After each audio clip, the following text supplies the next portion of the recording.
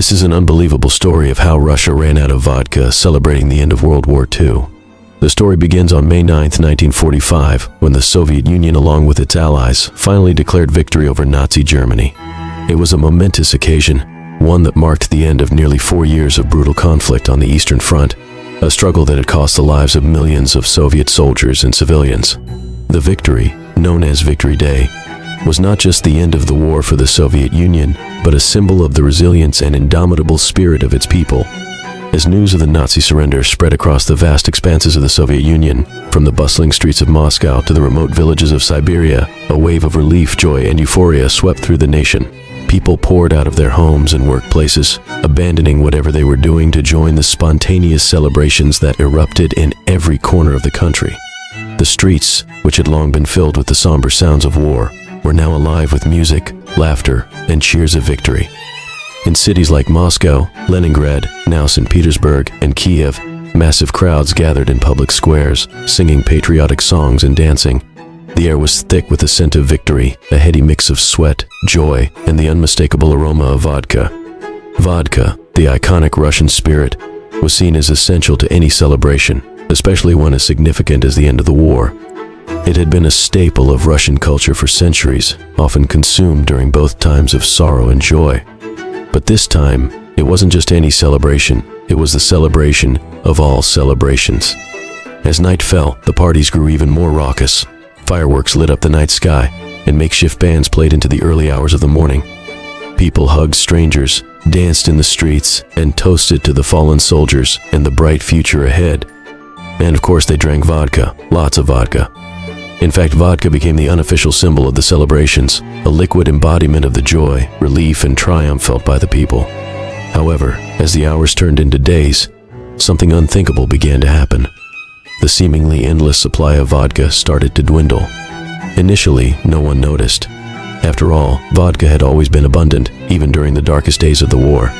But as more and more bottles were opened, passed around, and emptied, the realization began to set in. Russia, a country synonymous with vodka, was running out of its beloved drink. The first signs of a shortage appeared in the capital, Moscow. Liquor stores that had been bustling with activity just hours before suddenly found their shelves bare. People who had waited in line to buy more vodka were turned away, told that there was none left. At first, many refused to believe it. How could Russia, of all places, run out of vodka? But as word spread, panic set in. People began scouring the city, hoping to find a hidden stash or a store that still had a few bottles left. But it was in vain. The vodka was gone. The shortage was not just limited to Moscow. Across the country, from Stalingrad to Vladivostok, the story was the same. By the afternoon of May 10th, less than 24 hours after the celebrations had begun, the entire nation had exhausted its vodka reserves. The sudden scarcity added a surreal twist to the jubilant celebrations. The music continued, the dancing persisted, but the toasts were now made with whatever people could find: beer, wine, even water. Historians would later attribute the vodka shortage to a combination of factors. During the war, much of the country's resources, including grain, had been diverted to the war effort.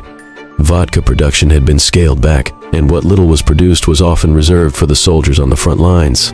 When the war finally ended, the government had underestimated the sheer volume of vodka that would be consumed in the celebrations. As the vodka ran out, the mood of the celebrations began to change. The initial euphoria gave way to a strange mixture of disbelief and resignation. Some joked about the irony of it all. Russia, the land of vodka, had run out of vodka. Others saw it as a sign that the country needed to move on from the war, to rebuild and focus on the future. But for many, the shortage was a sobering reminder of the toll the war had taken on the nation, a symbol of the sacrifices that had been made and the long road to recovery that lay ahead.